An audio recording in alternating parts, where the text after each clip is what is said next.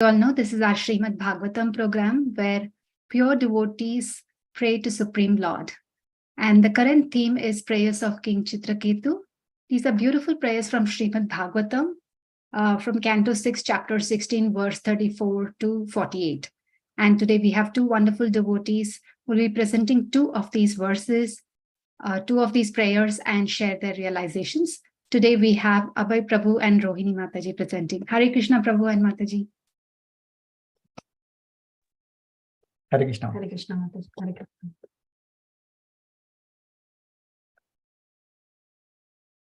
So, can we start, Mataji? Yes, Prabhu, please go ahead. Okay, thank you.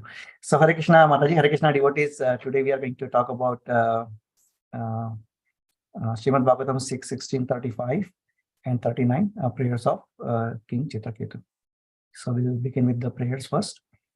Narayanam Namaskritya Om Namo Bhagavate Vasudevaya Om Namo Bhagavate Vasudevaya Om Namo Bhagavate Vasudevaya Narayanam Namaskritya Naram Chaiva Narottamam Devim Saraswatim Vyasam Tato Jayamudiraye Nashtapraneshu Abhadreshu Nityam Bhagavata Sevaya Bhagavati Uttama Shloke Bhaktir Bhavati Naishtiki Om Ajnanatimirandasya Jnananjana Shalakaya Chakshurun Militam Yena Tasmai Shri Guruvai Namaha Mukam Karoti Vachalam Pangum Langayate Girim Yatkripatamaham Vande Shri Guru Dinadharinam Hare Krishna Hare Krishna Krishna Krishna Hare Hare Hare Rama Rama Rama Hare Hare.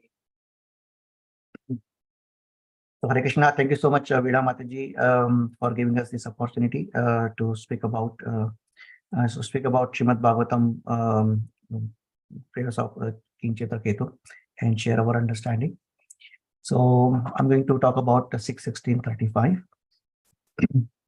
Tava vibhava khalu bhagavana jagat udaya stitilayadini vishvasrajaste masanshas tatra mrashaspardanti pratak vimatya. The translation of the verse is, my dear Lord, this cosmic manifestation and its creation, maintenance, and annihilation are all but your opulences. Since Lord Brahma and the other creators are nothing but small portions of a portion of you, their partial power to create does not make them God or Ishvara. Their consciousness of themselves as separate lords is therefore merely false prestige. It is not valid. So this particular verse talks about the opulences of the Lord and his supreme position as compared to the great demigods Brahma and Shiva. So let's first talk about the unlimited opulences of the Lord. So Lord is unlimited and his opulences are also unlimited. In chapter 10 of Bhagavad Gita, when Arjuna accepted Lord Krishna as Supreme Personality of Godhead, Parabrahma, Paramdhama, Pavitram, Paramam Bhavan, he requested Lord Krishna to show or to tell him about his various opulences. See, Arjuna is a pure devotee of the Lord, but he asked this question for the benefit of fallen souls and common people like us, so that we get the same conviction like him. Now, in the material condition, we have no capability to understand the Lord and his opulences. Only he can reveal them to us. See, this is the beauty of the devotional process. As a devotee wants to know more and more of Lord's name, fame, qualities, and pastimes, then he falls in love with the Lord. He listens more and more of it, and the remembrance and the love towards the Lord, it keeps increasing. And then his relationship with the Lord becomes stronger and stronger. The same thing we see in the Srimad Bhagavatam. The sages in the Naimisharanya, they keep wanting to know more and more about the Lord and his interaction and relation with his devotees. And that is the mood we need to imbibe as practicing devotees. So we must follow the footsteps of the great devotees. Only doing that sincerely will help us make gradual progress on the path of devotional service. So coming back to the opulences of the Lord described some of the opulences to Arjuna, but at the same time he mentioned that this list is just a small fraction of his limited opulences. A living entity is a part and parcel of the Lord, which is similar in qualities and relatively minuscule in quantity to the Lord. Just like a tiny spark of fire, it may have same quality of the fire, but knowing the fire is infinite in span, that the size of the the quantity uh, of the spark is negligible. you know in this world we see that many people, they are bestowed with beauty or opulence or intelligence or knowledge, extraordinary talent, etc. The materialistic man compliment and worship such individuals, you know um, and and they worship their extraordinary talents and material accomplishments. Just like in Calcutta, people built a temple of Amitabh Bachchan, or in Karnataka someone built a temple of Rajnikant, for their acting skills. But what is the outlook of a devotee? A devotee sees everything in relationship with Krishna and nothing else. In knowledge, he knows that all that talent of creativity or extraordinary work is a minuscule fragment of Lord's opulence. Any quality or talent that is used for for material purposes results only in temporary name and fame. And then that quality eventually fades away. And when that happens, the possessor of that quality, he gets a frustration and suffering, because he likes to enjoy that name and fame for forever. you know Now, for example, like Michael Jackson, he was a king of pop, but he was very desperate trying to prepare for his comeback concerts. But his problem was he could not sleep, and he overdosed on a combination of prescription drugs, and eventually, that resulted into his demise. So we must use the qualities bestowed by Lord in his service, and that is the perfection of our existence. So in this particular verse, King Chitraketu mentions that the creation, maintenance, and annihilation are Lord's opulences. So let's talk briefly about the creation. Now, Lord is the primary creator. Lord Krishna mentions in Bhagavad Gita chapter 10, verse 8, Aham sarvasya prabhavo mattah sarvam pravartate. I am the source of all spiritual and material worlds. Everything emanates from me. So that is very clear evidence that comes from the Lord himself. Mattah sarvam pravartate. That means he is also the source of unlimited number of living entities, along with all the demigods and the great demigods like Brahma and Shiva. So Krishna is the supreme creator. Brahma Samhita says he is Sarva Karana Karanam, cause of all causes, which also makes him the source of the Brahman and the localized and all-pervading Paramatma expansions.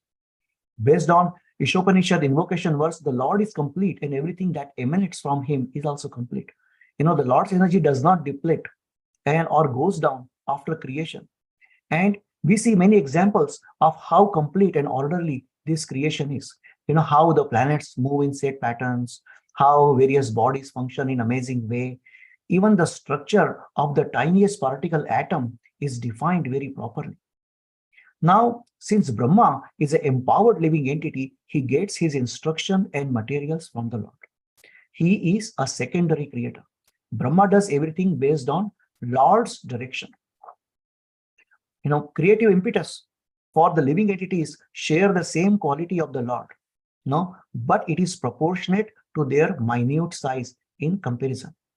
Here we see like different examples of human creativity, like, for example, the art, architecture, design, performing art, etc. But the living entities in this material world are bewildered by the influence of Maya. And even Brahma could not recognize the Supreme Lord, during the Brahma Vimohan Leela. And then he prayed to the Lord when he realized the Supreme Lord. He said, like, he is just a small creature. And he compared himself to the Lord who like the unlimited universes are coming out to the pores of his body. So that's how he compared the Lord, and with him. So we can compare the Lord of Brahma versus the Supreme Lord. Let's talk about the maintenance and annihilation. Katha Upanishad says Nityo Nityanam Chetnas Chetnanam Eko Bahunam Yo Vidyati Kama. The Lord is the supreme eternal amongst all the eternals and the supreme living entity amongst all living entities. He is maintaining all others. Now, with a signal in the Bhagavad Gita, 10:42, he says, with a single fragment, he supports all this entire universe. He provides us free air, free water, fire, land, grains, etc. The food is even provided to a anglerfish who lives in the Mariana Trench, in the deepest point of the earth. And food is also provided to the snow leopard that lives in the Himalayas, which is the highest point of the earth. you know uh, like, let's talk about the part of the annihilation. Now we all read that Lord Shiva is responsible for the destruction, but he does not do that independently. In Shrimad Bhagavatam, when Lord Shiva met with Prachetas, he prayed to the Supreme Lord. The yo mayedam purupaya sujat vibharti bhuya kshapayanta vikriyah. So he's saying that it is the Supreme Lord who annihilates the cosmic manifestation based on his will. Lord Shiva just follows his orders. Now, if we compare that to the living soul, the living entities, they are just maintained. Can they maintain anyone else? The answer is no. We get the free air and water from the Lord, but what we do, we take the same water and we fill it in the bottle, and we take the air and we fill it in the tanks and we charge money for it. We cannot give free land to anyone. Countries fight over the land, just like the recent Israel and Hamas war. People talk about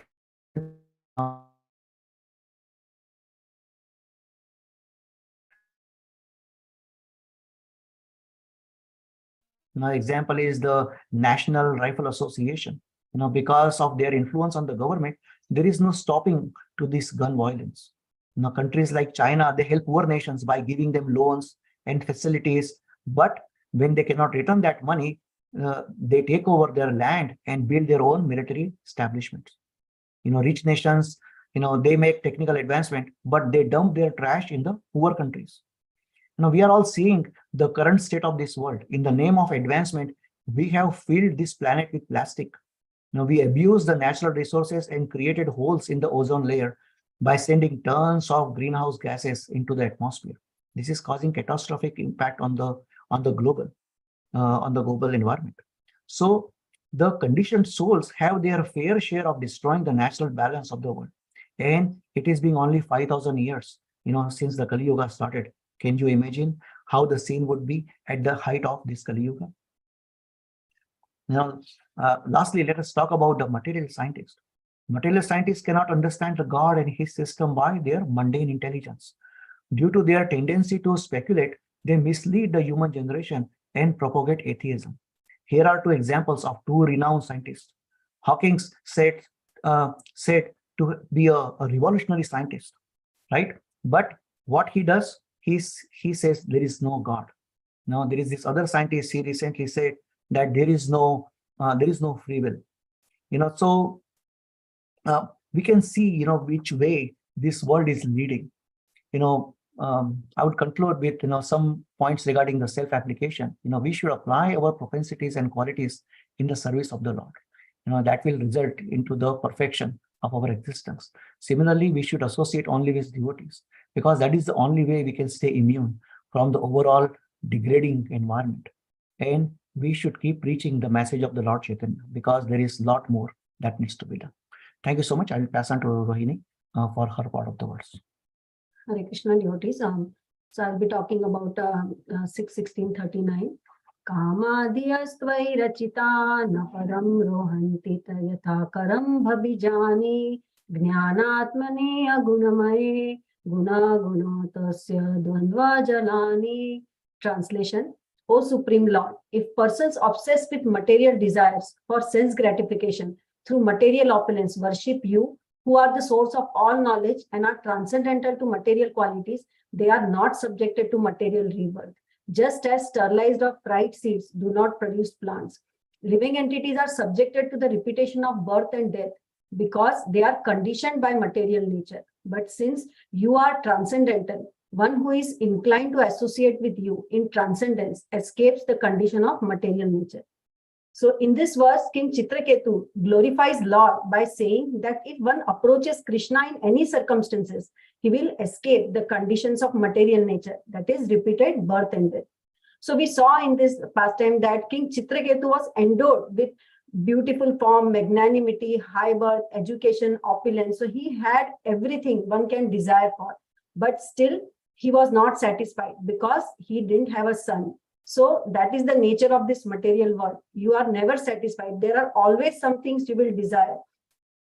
So the reason we come to this material world is because of the desire. So kama is the material stage of desire that keeps us in this material world, because because of ignorance, we identify with this body. And when we identify with the body, we perform our actions with attachment, and that produces karma. And because of karma, we get entangled in this world.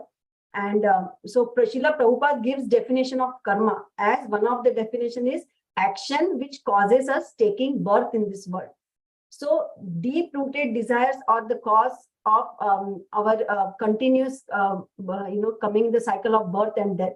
So how we can go to Lord to get away from these desires, as the verse says. So Srila Rupa Goswami says that don't go to Keshi Ghat near Yamuna river where Krishna is standing in his threefold bending form. So what will happen if you go there?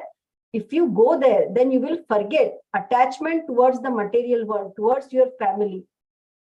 So what is so special about Krishna that if you are connected to Krishna, you will forget the attachment towards the material world? So because Krishna is not one of us, Krishna is a special person. He is not situated in the dualities of this material world. So Krishna says to Arjuna that both you and I have gone through many births, but you don't remember. But I remember. Krishna spoke Bhagavad Gita to sun god 40 million years ago, and he can still remember that. But it is not possible for us to sometimes remember even what we say to someone 2 days ago. So that is Krishna. Krishna is not ordinary. Like his body is not like ordinary body. His body and self are not different. There is no difference between him and his body. So he descends with this internal potency and not like with the help of material nature. In fact, material nature works under Krishna. So that is the position of Krishna. In Srimad Bhagavatam 10.3.46, it is said that Lord appearance as ordinary human being is one of features of his transcendental body. Like he may appear ordinary human being, but actually his body is transcendental and all his activities are extraordinary. So, and Lord says in Bhagavad Gita, which Prabhupada mentions in this purport, that one who knows the transcendental nature of appearance and disappearance does not take birth again in this material world. So if we are attracted towards the Lord, if we try to know about the Lord qualities, guna, then we will come out of this cycle of birth and death. But then why we are not attracted towards the Lord? What is stopping us? Because our material attachments, our attachments are so deeply rooted, because our desires bind us to have that loving relationship with the Lord. So in this pastime, Angira Rishi didn't give King Chitraketu spiritual knowledge when he came first. When King Chitraketu was sad and he was desiring a son, Angira Rishi didn't explain him at that time the spiritual significance of life. Angira Rishi first fulfilled his desire, but he fulfilled his desire in such a way that it led to enlightenment of King Chitraketu. Because Angira Rishi, being saint, he was compassionate. He could see that Chitraketu is suffering out of ignorance. He is in bodily consciousness. So, and that's why he first fulfilled his desire. And when Chitraketu, after he got his son, and then when the other queens become envious of Chitraketu as he was giving attention to Kritadyuti, who was mother of his son, then they poisoned him, poisoned the child. So then Chitraketu became more sad, because earlier he desired to have a son, and now even though he got son, again that son was taken away. So at that time, Angira Rishi again came along with Narad Muni, and that time to relieve Chitraketu of this pain, of this lamentation, they instructed him about the spiritual significance of life. At this time, they told him that anything material will just bring temporary joy. Whatever is material is not permanent, and that will lead to bondage and suffering. So this was the time when he could understand this message. Earlier, he was completely absorbed. So when we are completely absorbed in material world, then it is very difficult for us to understand Krishna's transcendental pastimes, transcendental nature, though that is the way we can get free from this world. So then when Chitraketu understood this message, he surrendered to Narad Muni, and Narad Muni gave him a mantra which consisted of chanting the holy names of the Lord. And what did King Chitraketu do? He surrendered, and now he was self-controlled, because he came to know that, and he was out of the bodily consciousness, and that's why he surrendered, and then he chanted the names with full faith and full attention. So, and then he could he had the darshan of the Lord by mercy of spiritual master. So what happens when we cannot, it's not possible for us to see Lord directly, but when we get mercy of spiritual master, then the knowledge is revealed in our heart. The ignorance is destroyed by guidance of spiritual master. When we serve spiritual master, then we come to know our position and Lord's position. With that knowledge, when ignorance is destroyed, we understand that our position is to serve the Lord, and we come out of the bodily conception of life. That's how we work without attachment. And when we work without attachment, then we work for the happiness of the Supreme Lord, because we know that is our position, and then that work will not bind us. So we are no longer entangled in this material world. So Guru is the medium, like bona fide spiritual master. He connects us to Krishna. And also Narad Muni gave him the mantra which had the names of the Lord. So he was chanting the names. So when you chant the names, the desires of which are stored in our mind, like samskaras, vrittis, vasanas, all desires go away, and we feel steadiness in life. And that's when you are able to absorb in the names of the Lord, because our mind gets free from contamination of all anarthas. So that's what the process of bhakti does. The tendency to do sin is eradicated by the bhakti, and even though the tendency is there, but that it is eradicated. You won't act on that tendency. Like it says that the fried seeds will not grow into the plants. That's what the process of bhakti does. And Krishna says in Srimad Bhagavatam 2.3.10 that akama sarva kamova moksha kama udarite. Everyone must take bhakti yoga. Like whether one aspires for material enjoyment, whether one wants to get liberated, whether one has any desire, or whether one doesn't have any desire, in any means, just come to Krishna. What will happen to Krishna? Even if one approaches Krishna with impurity, he becomes purified. Why? Because bhakti changes the kama, the desire, to love of God. So when you approach Krishna, when you form relationship to Krishna, then slowly your desires are purified. And many persons have attained liberation simply by thinking of Krishna with great attention. Because Lord is, in Ishopanishad said, it is apapa viddham, that sin cannot touch Lord. Just like sun, which is very powerful, it purifies the obnoxious things. So what to talk about Lord, who gives power to the sun? So when you come in contact with the Lord, then you are automatically purified from all your sins. So, and here Srila Prabhupada explains that he gives examples that kama, dvesha, bhayat, sneha. It is from Canto 7, and it says that how gopis were attracted to Krishna out of intense love. Gopis were completely absorbed in the thought of Krishna, and they were so much so absorbed that sometimes when they used to go for selling milk, dahi, butter, then they used to say, instead of take milk, take dahi, they used to say like Govinda lelo, Damodar lelo, like Govinda Damodar Madhaveti. That's what they used to say. When they used to grind grains, they used to say Govinda Damodar Madhaveti. When they were putting little babies to swing, they would sing Govinda Damodar Madhaveti. So they were intensely absorbed in Krishna, and their love was so pure. Like it's Chaitanya Charitamrita, it is said that gopis had the love, like the value of gold, and if you compare the value of iron, then the value of gold is the love of gopis, and the love that we experience in this material world is value of iron. So that high absorption gopis had in Krishna. So when you hear such pastimes of gopis, you get purified of contamination. Then Kamsa was attracted to Krishna out of fear. Kamsa was always fearful, so he was always thinking of Krishna, and he got liberated. Shishupal was always thinking of Krishna out of envy, but still he got liberated. Why? Because they were absorbed in Krishna, even though it was not favorable, but they were chanting names of Lord. Because Kamsa, while sleeping, eating, whatever he was doing, he used to think Krishna will kill him, Krishna will kill him. So that Krishna, Krishna, so they were chanting the names continuously, and that chanting led them their purification. Prabhupada says that King Vena was also envious of Krishna, but it was indirect envy. He was not absorbed, so he went to hell.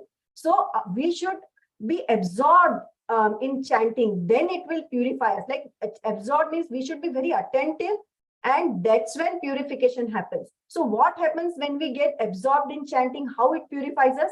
Because it connects us to Krishna, which is the source of pleasure, and one loses the taste for lower tendencies, and you no longer desire. You are so happy with this, with the pleasure inside that you are getting by chanting names, by looking at the form of the Lord, listening to transcendental qualities of the Lord. You no longer desire the material things. And Srila Jiva Goswami says in Srimad Bhagavatam that one who is experiencing the blissful personality of Godhead becomes uninterested in any other thing than Krishna, because his attachment increases every moment just looking at the transcendental beauty of Krishna.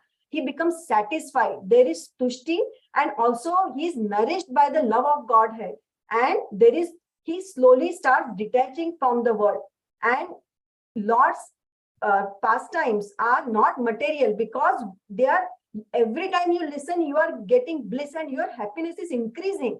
So by that we can see that Lord's pastime are not material, but they are transcendental. So that's why one becomes satiated by hearing. Like one never becomes satiated. We want to hear more and more and more. But if we hear some mundane stories, we are just like, we can watch movie 1 time, 2 times, but after 10 times we never want to watch it again. We have watched it. But if we listen to pastimes 10 times, it will increase our hunger, like to listen to more pastimes, because our pleasure is increasing. So when you get that pleasure, then you automatically don't want to get the pleasure from the material things. So that's what happened, and one gets purified.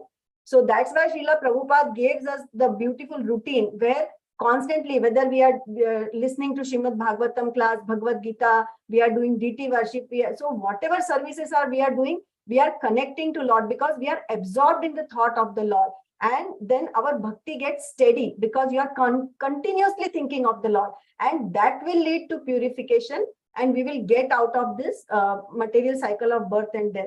And the personal application is for me, like whenever we do anything, like we take a class, we listen to a class, we attend classes, whatever services we do, we should think that we have, like, these have been assigned for us so that we can get more absorbed in Lord. So we should try to be more attentive. I'm saying for myself, and then at least more attentively listen. That way we can become steady in the bhakti process. So thank you so much, and please forgive us for any mistakes or offenses we might have done. Thank you. Hare Krishna. Hare Krishna, Prabhu and Mataji. That was a fantastic presentation. We all picked up 2 verses and went in depth of those verses. So Prabhu, you said that we devotees should be more interested in knowing more and more about the Lord. And you said the Lord has unlimited opulences, and compared between Lord and us, and what's the difference.